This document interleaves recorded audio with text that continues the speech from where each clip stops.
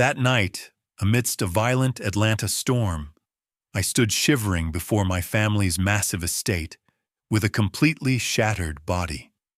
I am Caleb, a 28-year-old former soldier, recently forced into a medical discharge due to a rare immune disease. Carrying nothing but a ruined physique, I returned home desperately hoping for a little compassion from my own flesh. Instead of a warm embrace, my parents stared at me with absolute disgust, while calculating how my mounting medical bills would destroy their precious corporate cash flow. My sister stood behind them with a triumphant smirk, actively voicing toxic remarks to ensure they would cut all ties with me. The sheer cruelty of my own family reached its peak when my parents threw a crumpled $100 bill directly into my face. "Take this money to leave immediately because we do not have a useless child like you," my parents shouted with zero hesitation. "Serves you right," my older sister added with a cruel laugh. "Do not even think about draining a single cent from this house." The heavy oak door slammed shut with a deafening thud, officially banishing me into the freezing rain. I stumbled backward onto the flooded driveway as my legs finally gave out from sheer physical exhaustion. Just as the darkness threatened to consume my vision entirely, the blinding headlights of a military vehicle pierced through the heavy downpour. My grandfather stepped out of the pouring rain to lift my collapsing frame off the wet concrete.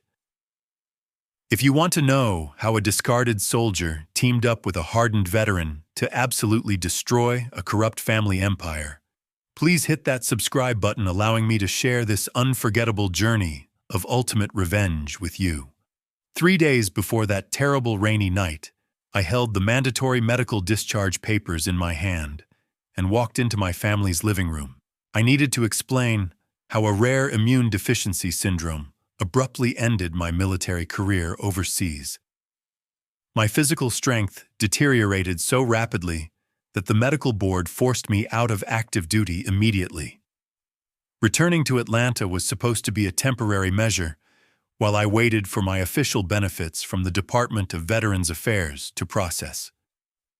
I sincerely believed my own flesh and blood would offer a safe place to recover during this vulnerable transition period.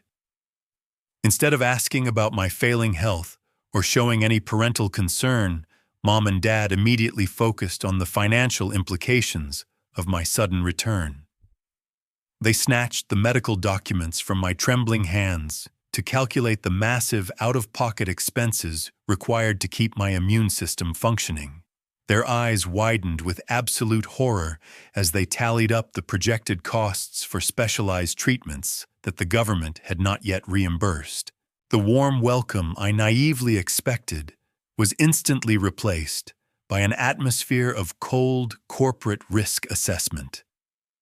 My sister Valerie seized this perfect opportunity to manipulate our parents by feeding their deepest financial insecurities with carefully crafted lies. She constantly whispered toxic warnings about how my medical condition would become an endless black hole draining their precious corporate resources. She systematically convinced them that my physical weakness posed a direct threat to their high society reputation among the wealthy Atlanta business elite. I desperately tried to explain that the military insurance would eventually cover all the medical bills retroactively once the paperwork cleared. I presented the official government letters stating the timeline for my compensation approval to prove this was merely a temporary financial hurdle. However, their deeply rooted selfishness completely blinded them to any logical explanation I frantically provided. They only saw a defective son threatening the luxurious lifestyle they had spent decades building from the ground up. The underlying tension quickly erupted into a vicious shouting match echoing through the massive living space. Mom slammed her designer pen onto the glass coffee table while glaring at me with unmasked resentment.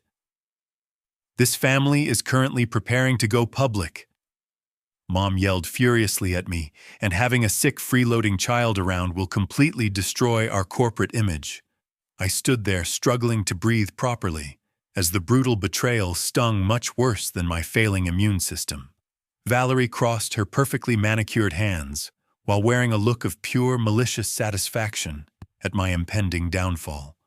"He is merely making pathetic excuses to stay here," Valerie sneered loudly across the room, "because waiting for the government to pay means he will have drained this family's entire fortune by then." Dad firmly agreed with their cruel assessment without showing a single ounce of hesitation or basic paternal instinct toward his own flesh. He immediately grabbed his phone to call his private lawyer on the speakerphone right in front of me to initiate a brutal financial severance. He officially instructed the legal team to strike my name from the family trust fund permanently to protect their assets from my medical debts. They also froze my access to all shared bank accounts to ensure I could not touch a single penny of their corporate wealth. Watching them meticulously erase my existence from their financial records felt like receiving a fatal blow on the battlefield. I realized then that my blood relatives cared infinitely more about their upcoming initial public offering than whether their only son survived the month. Their absolute refusal to support me during my darkest hour cemented the fact that our family bond was entirely transactional. This heartless financial execution directly paved the way for them, throwing me out into the violent storm just 3 days later. 1 week after being violently kicked out of my childhood home, I woke up on a rigid field canvas cot inside Arthur's secluded wooden cabin. Arthur immediately implemented an incredibly brutal Marine Standard physical rehabilitation regimen designed to completely shatter my perceived physical limits. He vehemently refused to let me rely solely on temporary chemical medications to survive this agonizing ordeal. He systematically forced my failing body through grueling daily drills to naturally stimulate my dormant immune system into producing its own defensive antibodies. The daily routine started before dawn with intense calisthenics that pushed my weakened lungs to the absolute brink of failure.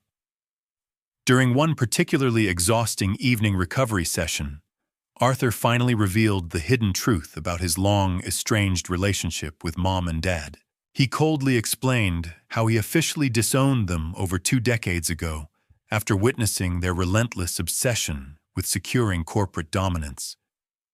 He absolutely despised their materialistic lifestyle that consistently trampled over basic human decency for the sake of higher profit margins. Arthur made it crystal clear that he rescued me to prevent another generation from being destroyed by their toxic financial greed. He vowed to equip me with the essential mental resilience required to survive their inevitable future attacks. The relentless physical torture almost broke my spirit entirely until my best friend Derek secretly drove up from the city to check on my deteriorating condition. He discreetly smuggled several heavy duffel bags filled with essential nutritional supplies, while offering the exact emotional anchor I desperately needed to endure the punishing routine. Derek sat beside my cot, recounting the arrogant behavior Valerie displayed around Atlanta to remind me exactly who I was fighting against. He confirmed they were already telling their wealthy business partners that I had voluntarily moved away to pursue personal hobbies. "You must survive this nightmare and stand back up on your own 2 feet, because you cannot let their cruelty dictate your ultimate fate," Derek told me, while gripping my trembling shoulder firmly. Hearing his sincere words of encouragement ignited a tiny spark of defiance deep within my exhausted chest to keep pushing forward through the pain. Arthur watched our brief interaction from the cabin doorway before stepping forward with an intimidating glare to deliver his own harsh reality check.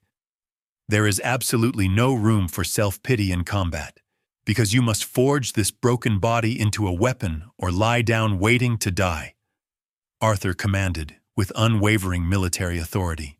To guarantee my complete recovery without involving conventional hospitals Arthur completely liquidated his entire life savings accumulated from decades of dedicated military service.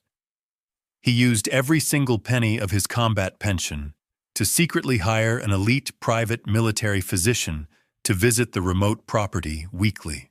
This brilliant medical specialist administered cutting-edge experimental treatments designed to target and permanently eradicate the root cause of my rare immune deficiency syndrome.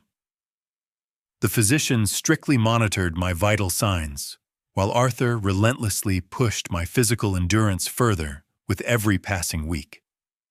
The intensive medical care combined seamlessly with the ruthless physical conditioning to trigger a phenomenal biological transformation within my failing system.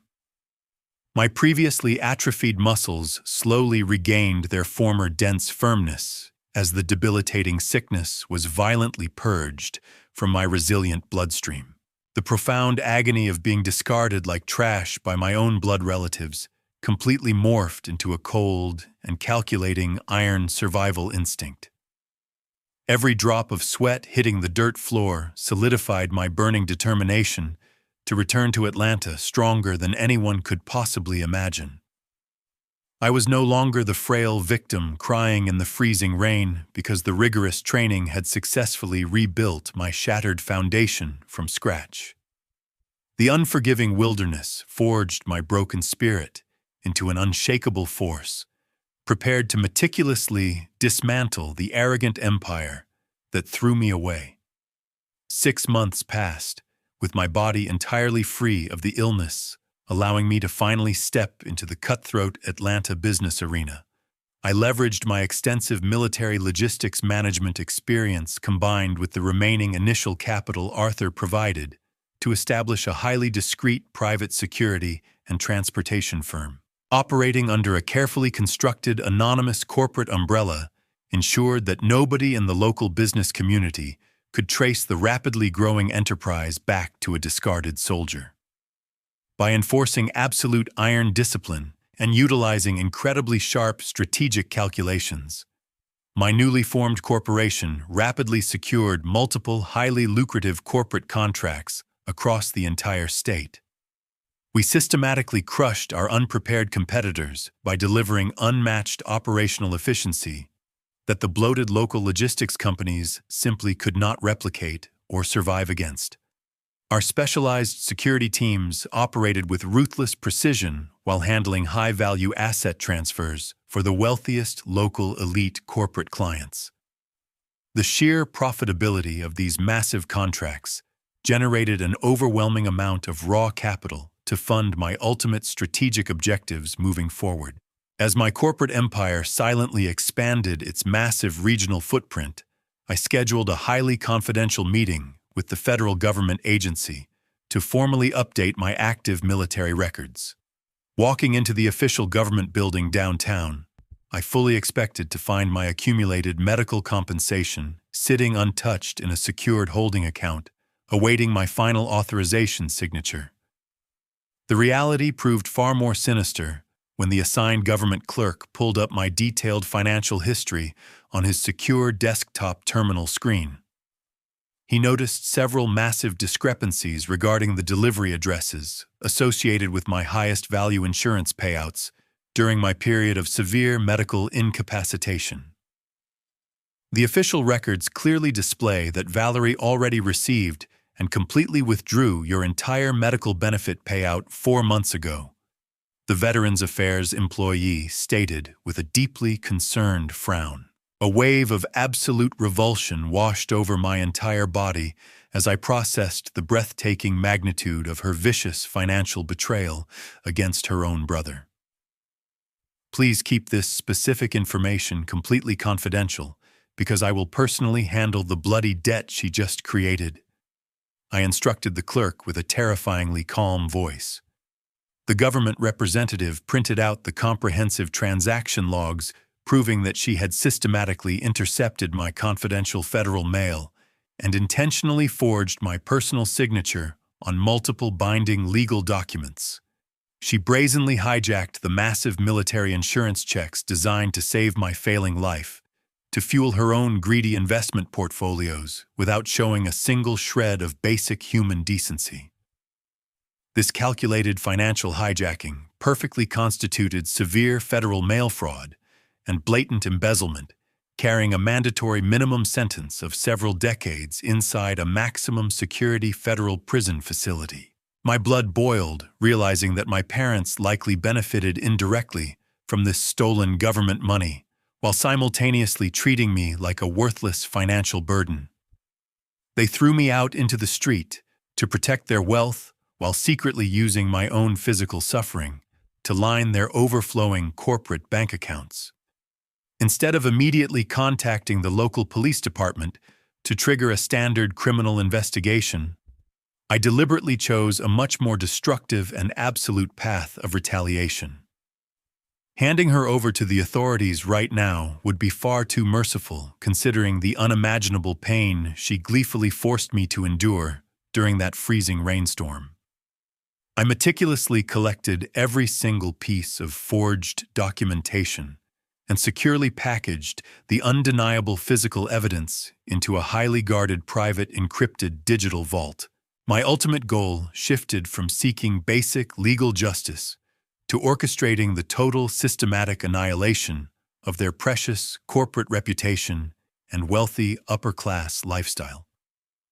I patiently decided to wait for the absolute perfect moment to completely detonate the proudest financial foundation my corrupt family had spent their entire lives building. The undeniable proof of her federal crimes would serve as the ultimate explosive device to obliterate their arrogant existence permanently. 10 months later, the established power dynamic within the wealthy Atlanta business circle silently shifted in ways nobody could have possibly anticipated. The once formidable corporation owned by Mom and Dad plummeted headfirst into a catastrophic liquidity crisis fueled by their incredibly reckless expansion strategies. They stubbornly maintained an outrageously extravagant upper-class lifestyle to project an illusion of invincibility, while their actual corporate revenues hemorrhaged daily. Their desperate obsession with preserving a flawless social image among the local elite completely blinded them to the impending financial ruin crashing down upon them. Valerie had arrogantly thrown every single penny of my stolen military compensation into an incredibly volatile, high-risk commercial real estate investment fund. Her profound lack of actual business acumen, combined with staggering greed, resulted in the total obliteration of those stolen federal funds within a few short weeks. Because she incinerated the very cash reserves meant to act as a crucial safety net, the family suddenly found themselves staring into an inescapable financial abyss. Utilizing his extensive network of high-level brokerage connections, Derek managed to secure a highly confidential financial dossier detailing their rapid descent into absolute bankruptcy. He immediately forwarded the comprehensive report, revealing how Mom and Dad were desperately mortgaging the massive family estate to secure predatory high-interest loans from private lenders. The detailed documentation clearly proved they were bleeding cash at an unprecedented rate just to keep their failing corporate headquarters operational for another month. Derek walked into my secure executive office and placed the heavy encrypted financial binder directly onto the center of my polished glass desk. Valerie completely incinerated your family's remaining liquid accounts, and the predatory private banks are preparing to foreclose on their massive estate by the end of this month. Derek informed me with a grim expression. I carefully reviewed the disastrous balance sheets displaying their mounting debts before looking up to deliver my final, calculated orders. Proceed to secretly acquire every single piece of that heavily leveraged mortgage documentation because I want to hold their absolute financial survival firmly within my palms. I instructed him with ice-cold precision. I immediately directed my anonymous private equity firm to aggressively purchase those distressed corporate liabilities through a series of highly complex shell companies specifically engineered to hide my involvement. We systematically bought up every outstanding business loan and heavy commercial mortgage attached to the Harrison name without ever revealing my true identity to the original desperate lenders. By quietly consolidating their massive financial obligations under my own corporate umbrella, I officially became the single most powerful creditor dictating the future of their entire legacy. Mom and Dad remained completely oblivious to the terrifying reality that the discarded son they threw into the freezing storm now exclusively owned their most prized family assets. I ruthlessly approved a rapid succession of covert financial maneuvers designed to aggressively tighten the proverbial noose around their suffocating corporate throat without offering any chance for renegotiation. We deliberately weaponized their own strict repayment clauses against them to trigger massive financial penalties that severely crippled their daily business operations across the entire state of Georgia. My elite legal team executed these devastating financial strikes with surgical precision, pushing their once proud company to the absolute edge of a total bankruptcy declaration.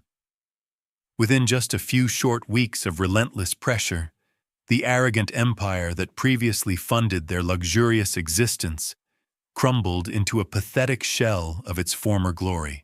They were now hopelessly begging for financial mercy from an invisible corporate entity that was secretly preparing to deliver the final lethal blow to their stolen fortune. 1 year exactly after being violently thrown out onto the freezing street, I proudly stepped into the massive Grand Hall, hosting the most prestigious corporate gala in the entire state of Georgia. My parents and Valerie attended the highly publicized event, wearing impeccably tailored designer outfits to project their usual illusion of limitless generational wealth to the surrounding guests. However, their perfectly practiced smiles completely failed to hide the raw desperation lingering inside their panicked eyes as they frantically scoured the room for potential angel investors. They desperately needed an immediate influx of massive capital to prevent the predatory private banks from completely liquidating their historical corporate assets before the end of the fiscal quarter. I confidently navigated through the crowded venue wearing a flawlessly tailored bespoke Italian suit while being closely flanked by an imposing elite private security detail. A sudden hush fell over the luxurious ballroom as the master of ceremonies loudly announced my arrival over the main speaker system as the undisputed chief executive officer of the massive transportation conglomerate currently dominating the regional market. Whispers of sheer awe echoed throughout the affluent crowd as the most powerful business leaders turned their heads to witness the mysterious man who had aggressively cornered the entire logistics sector within months. Absolute horror and breathtaking shock instantly materialized across the pale faces of Mom, Dad, and Valerie when their eyes finally locked onto my commanding presence across the room. They stood completely paralyzed, holding their expensive champagne flutes while desperately trying to process how the sick and discarded son they left for dead had miraculously transformed into an unstoppable financial titan. The terrifying realization that I was the anonymous corporate entity ruthlessly crushing their family business violently shattered their arrogant upper-class composure into a million jagged pieces. Realizing the massive media presence meticulously documenting the high-profile event, Valerie quickly attempted to salvage the disastrous situation by shamelessly adopting a sickeningly sweet persona.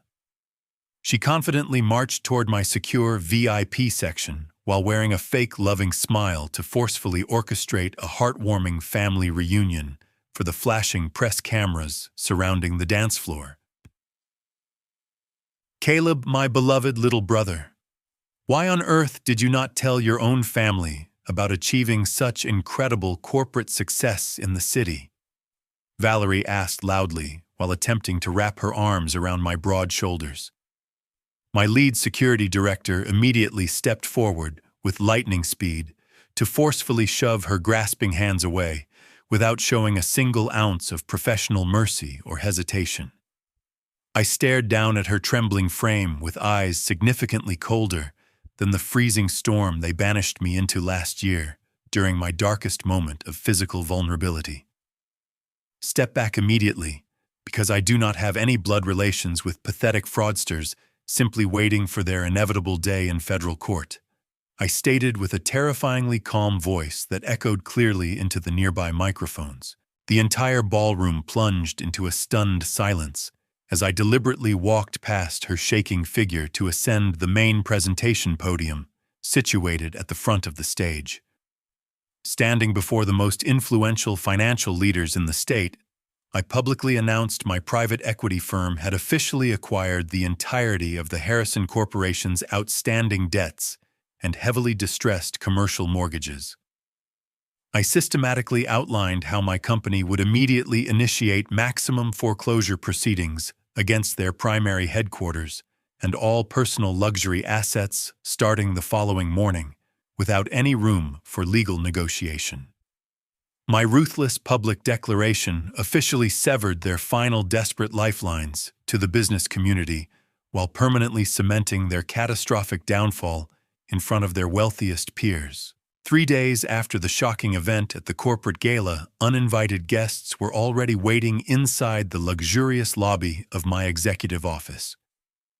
Mom and Dad completely threw away their fiercely guarded upper-class pride by openly crying and desperately begging my private security personnel for a brief meeting. They frantically pleaded with the heavily armed guards to grant them an audience with me so they could negotiate a crucial debt extension to somehow save their rapidly crumbling social reputation. Dozens of my corporate employees watched in absolute astonishment as the once arrogant titans of Atlanta high society reduced themselves to weeping heavily in a public reception area. I finally instructed the head of security to escort their trembling figures into my spacious office suite, where I sat completely motionless behind my massive glass desk. Instead of offering a genuine apology for leaving me to die in a freezing storm, they immediately launched into a pathetic tirade, shifting the entire blame onto Valerie. Mom and Dad furiously swore they were completely deceived by her manipulative lies regarding my medical condition, desperately claiming her toxic influence forced them to act so ruthlessly that night. Watching their disgusting display of parental cowardice only solidified my absolute lack of sympathy for the miserable financial situation they currently faced.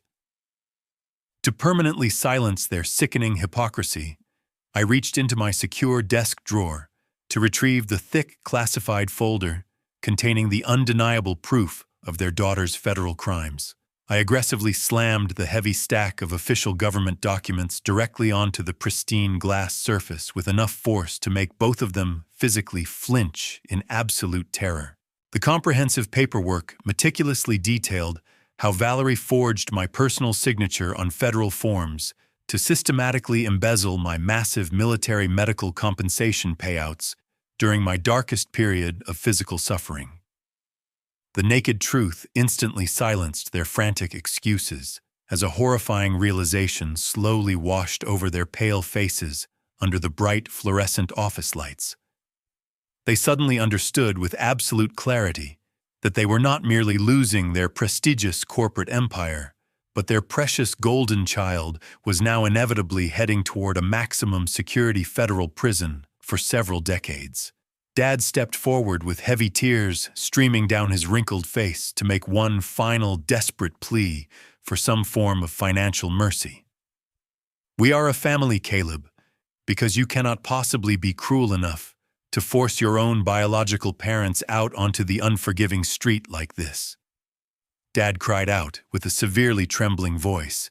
I calmly stood up from my leather executive chair while maintaining unbroken eye contact with the exact same people who callously discarded me when I needed their protection the most. The absolute value of this biological blood connection was already accurately priced by you at exactly $100, so take it and get out of my office permanently, I stated with lethal finality. I slowly reached into the inner pocket of my tailored suit jacket to pull out exactly one crisp $100 bill that I had specifically saved for this exact moment. I threw the green currency violently across the glass desk, where it fluttered to a complete stop right in front of their trembling hands. Before they could formulate another pathetic excuse to stay, I firmly pressed the intercom button to summon my elite security team back into the room.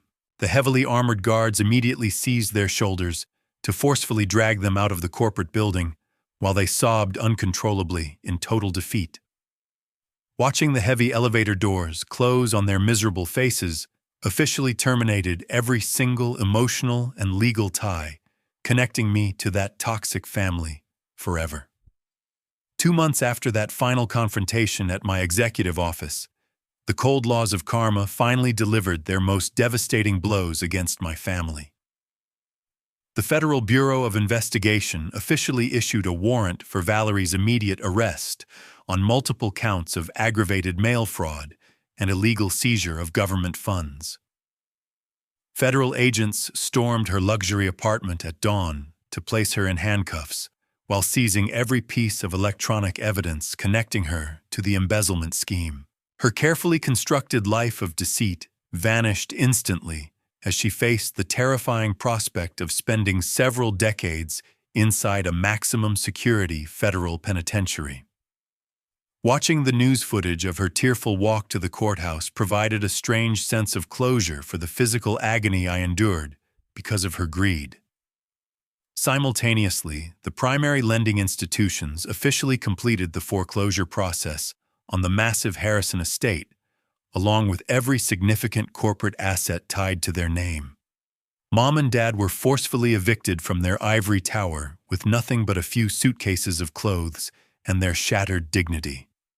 They were pushed into a tiny, dilapidated apartment in Atlanta, where they now survive solely on meager Social Security checks. The affluent business circles they once desperately sought to impress have completely erased their existence from every social calendar in the city. Their absolute bankruptcy was not merely financial, but also social, as they realized that their shallow friends only valued their temporary corporate status. I stood on the windy rooftop terrace of my corporate headquarters, alongside Arthur while watching the sun set over the sprawling Georgia landscape in the distance. We raised our glasses of expensive bourbon to toast the enduring spirit of true soldiers who successfully weathered the most violent storms imaginable without losing their souls. Arthur looked at me with profound pride because he witnessed the miraculous transformation of a dying soldier into an unstoppable force of nature who took back his rightful place in the world. We celebrated the fact that we preserved our internal honor while the people who tried to destroy us were drowning in the consequences of their own filth. To ensure my success carried a deeper meaning, I formally authorized the allocation of significant corporate profits to establish a specialized medical foundation for veterans abandoned by their own families. This organization provides comprehensive healthcare and housing assistance to make sure no other soldier ever has to stand in the freezing rain while their relatives barter their survival for profit. My company became a sanctuary for the resilient men and women who were previously deemed useless by a materialistic society that only values financial gain. I dedicated my entire future to protecting those who had sacrificed everything for a country that sometimes forgets to protect them back. This story officially closes here, but leaves us with several profound reflections regarding the harsh realities of our modern world. Firstly, a true family is never automatically formed by shared biological genetics, but is instead defined by those rare individuals who refuse to abandon you when you are suffering at the absolute bottom of a dark abyss. Secondly, the most agonizing betrayals and cruelest circumstances are not necessarily a permanent end, but can serve as a brutal forge to create an unbreakable spirit. Thirdly, the corrosive nature of extreme selfishness and unbridled greed will inevitably demand a devastating payment involving the total destruction of one's freedom and personal honor. Caleb's journey proves that the most powerful weapon against those who wish to discard you is your own refusal to remain a victim while building a life that serves a higher purpose. Thank you for staying with me and listening to Caleb's intense journey until the very last minute. What do you honestly think about this cold but completely fair resolution regarding his corrupt family? Was the act of cutting all ties and throwing back exactly $100 justified or too heartless? Please share your honest thoughts in the comments below, and remember to subscribe for more dramatic stories.